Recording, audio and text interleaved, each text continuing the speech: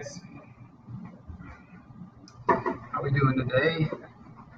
I have a note up front for you. Actually, I probably gave this to you before you started watching the video. That we're going to take today before you do any other activity. So the first thing you're going to need is this packet out. This packet and a writing utensil. And beyond that, you're going to follow along. Now, we're not skipping through this video. All right, we're going to watch it. It's not that long, guys. You're going to watch the whole thing. Fill in as you need to, or as it comes up.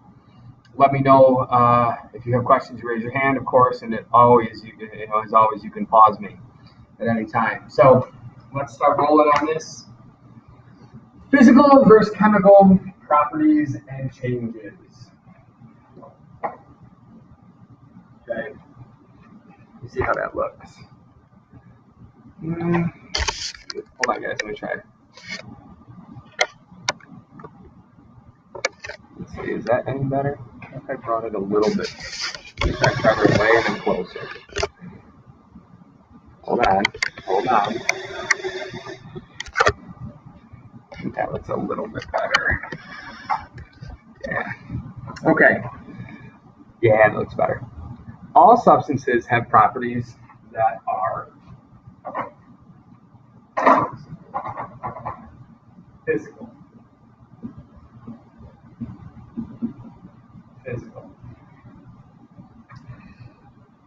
Physical properties. You guys know what these are, you just don't realize maybe that's what we call them yet.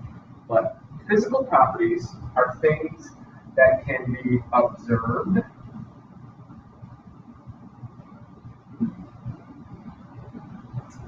through senses. So like things you can observe using your senses.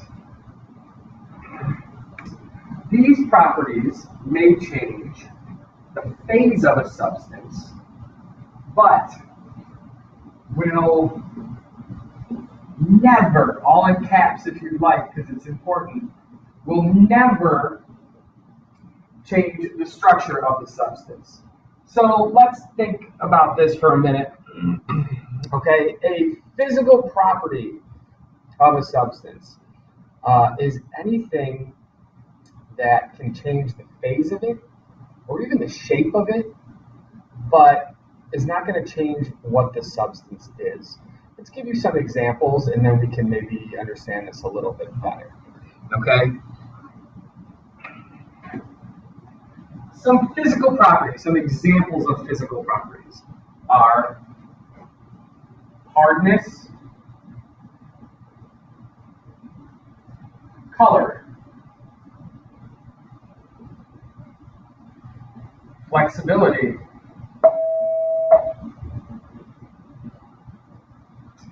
all those things is a property that a substance could have, but it doesn't necessarily mean you're going to change that substance.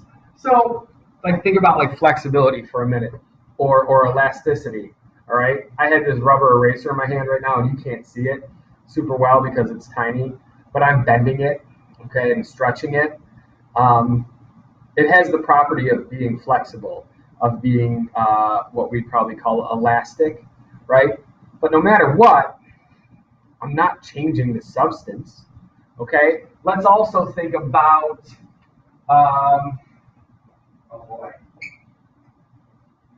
this potted plant right here. I actually want to talk about the vase that it's in. If I were to stand here and drop it, if I were to stand here and drop it, the vase would break, okay? Because the vase, one of the properties that the vase has, one of the things I didn't even add up there, it's brittle, right? If something's brittle, we talked about being elastic. Okay, let's say I dropped that vase, and it broke because the vase is brittle. Well, the vase would be in a million pieces on the floor, but it would still be a ceramic vase, just in a million pieces. So a physical property is a property that does not change the structure of the substance. These properties change the phase or look of a material, but do not change its identity. A great example of this is water in three phases. So another physical property is melting, freezing,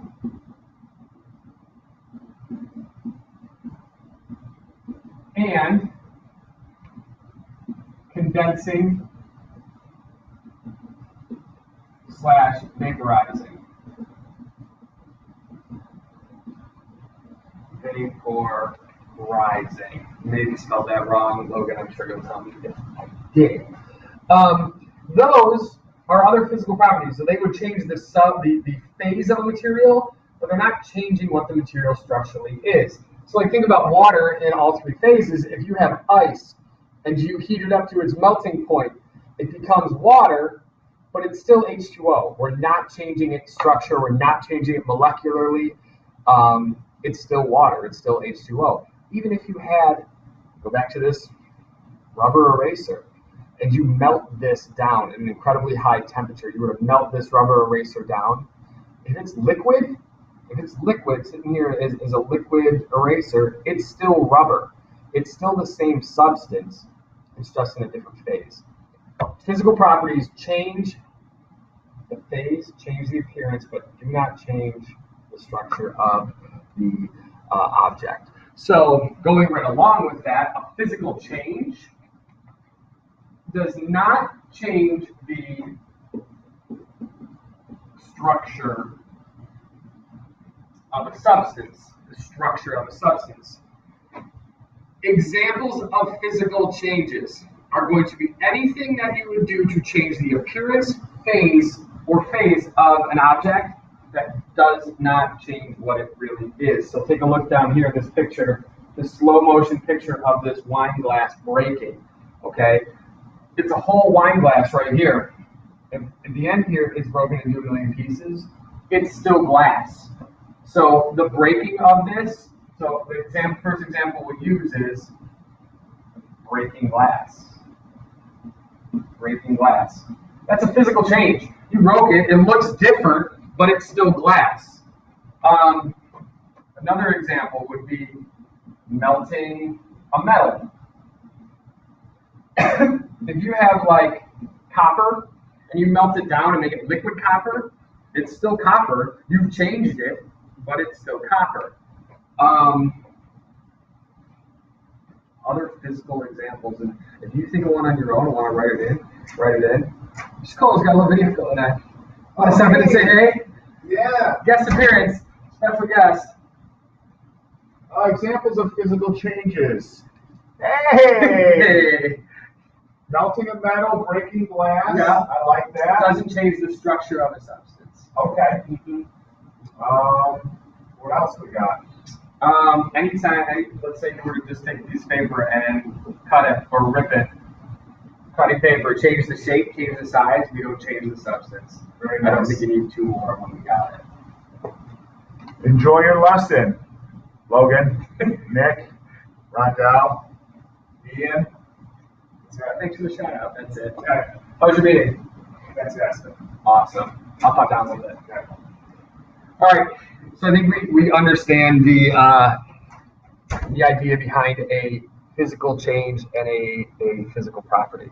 So you change the substance, but you change the shape, you change the phase, but you don't change the substance. So now let's go a little bit. Oh, shoot, sorry, a little bit more. Physical changes. The substance may appear or look different, but it is still the same, I'm going to say, molecular. What I mean by that, like molecular, meaning like you have not changed the molecules of it. You have not, if it's H2O, it is still H2O, like ice to water to vapor. Two examples of a physical change we have not mentioned. Right now, on your own, pause the video. Two examples of a physical change that we have not mentioned to this point. Okay, anything you can think of within the realm of appropriateness, put it right there. Pause me when you're done.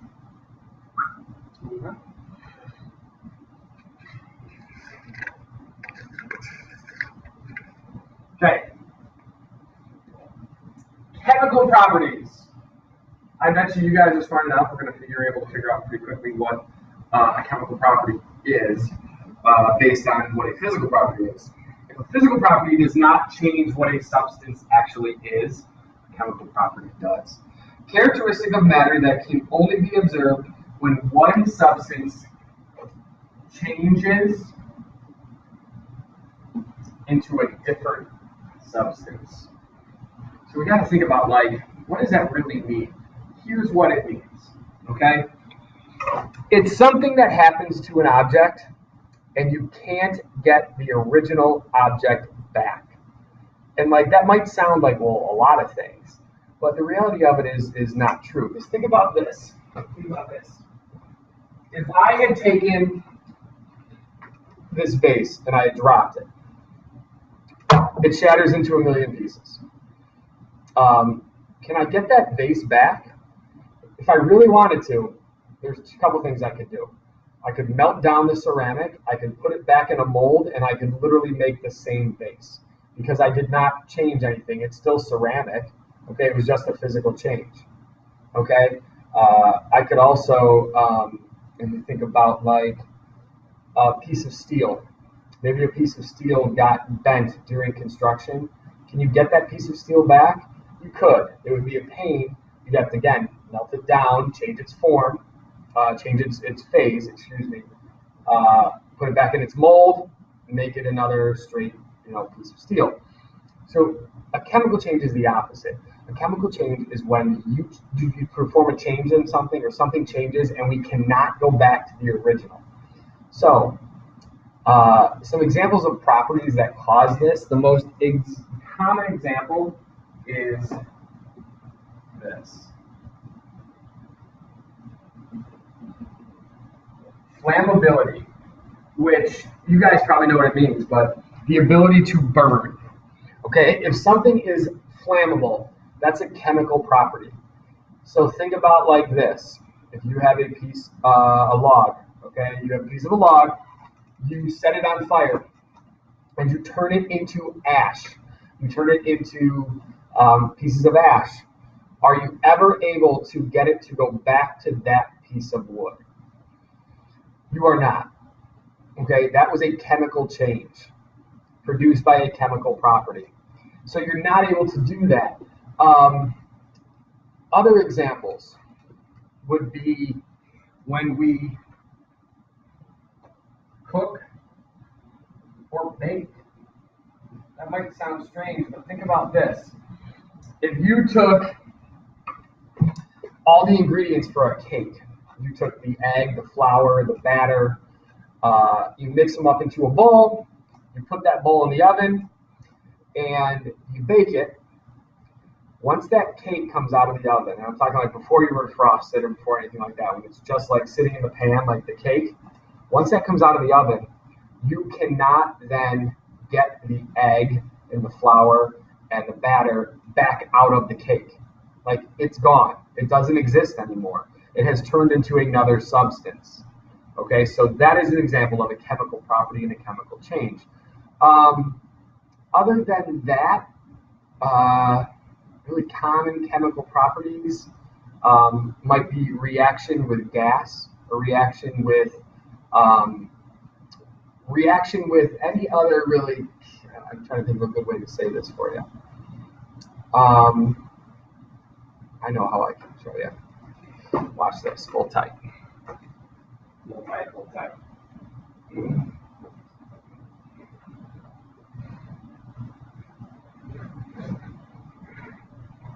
Watch this. I'll pull something up on YouTube real quick, guys. Hang tight.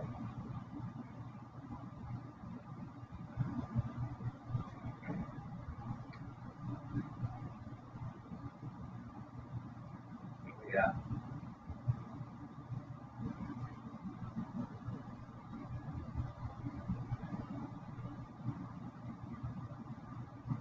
Hold on.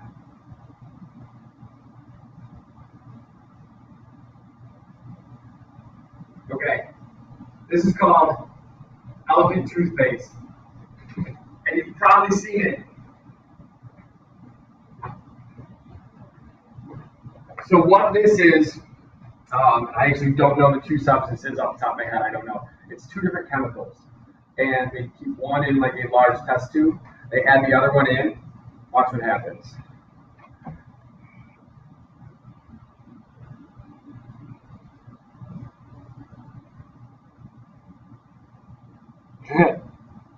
Always good. There's like a million YouTubes of elephant toothpaste.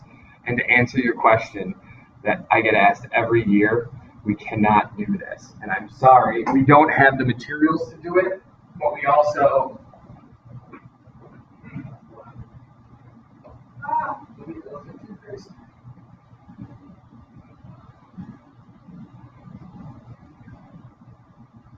Go back to my PowerPoint. We don't have the materials to do it. We also don't have the room to do it. It takes a lot of space and cleaning and all that good stuff. So that's another example. That was just what we would call a chemical reaction.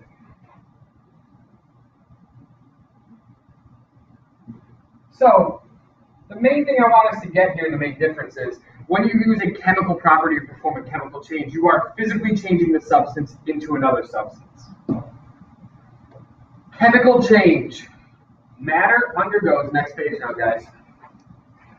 Matter undergoes a chemical change when it is transformed into a different kind of substance, which may have a completely different structure. And what I mean by structure is the way that the atoms and the molecules in that substance line up. You are changing it into something totally different. A good example of a chemical change is baking a cake. Because when you bake a cake, you cannot get the individual ingredients back out of that cake. You have changed them. Couple more that will give you other examples of chemical changes.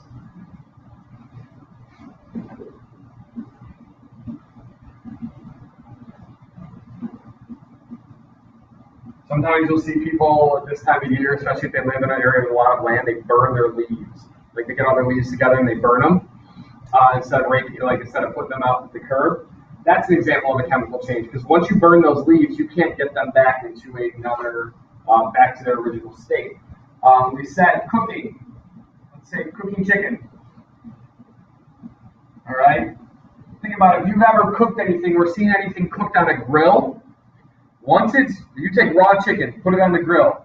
Once you grill it, you can't ever get it to go back to being raw chicken again. You've changed it chemically. A few more that we'll say. Oh, let's see a good one.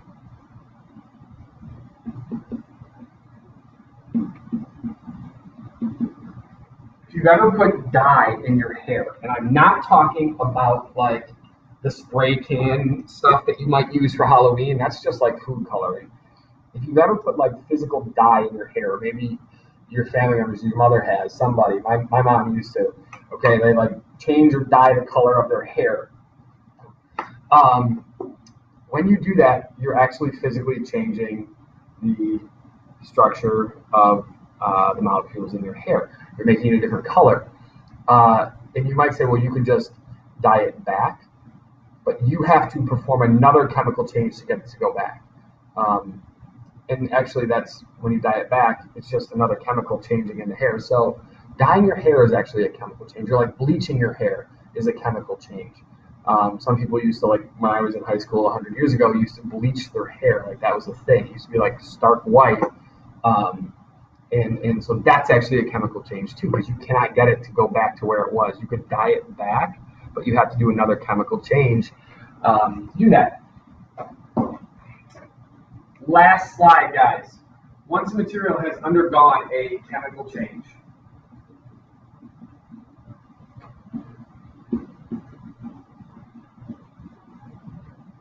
we cannot return it back to its original state.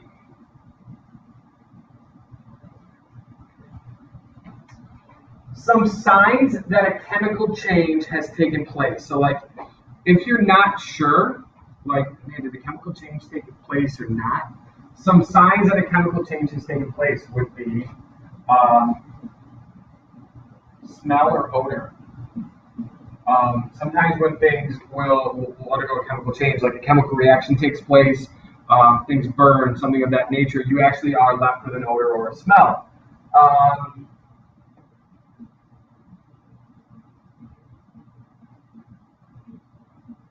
The release of bubbles or oxygen. I'm just going to see that. When things react together, sometimes chemically, we will see like a foam or like fizz. Well, here's a great example of a chemical change. Open a can, open a 2 liter of soda. You're actually, the carbon dioxide in there is released. You can never get that carbon dioxide to go back into that bottle.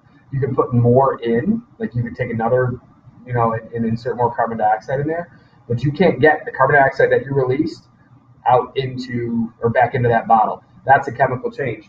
In that case, we see that chemical change with the release of oxygen or bubbles.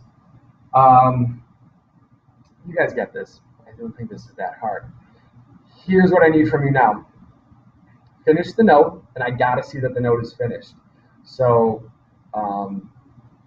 go back, find whatever spots you need in the note to keep filling in. Call me over, I can help you find stuff if you didn't know where it was in the video. And then from there, let me know the note's finished. There are 2 little activities for you to do. Each one should take you like 10, 12 minutes. One of them is with me. One of them is on your own. We'll do it one at a time though with me in the back. So when you're done with this video, how I know you are done, you will show me that your note is completed and you will come back to your desk for instructions on part 2 of the day. All right, gentlemen? Later.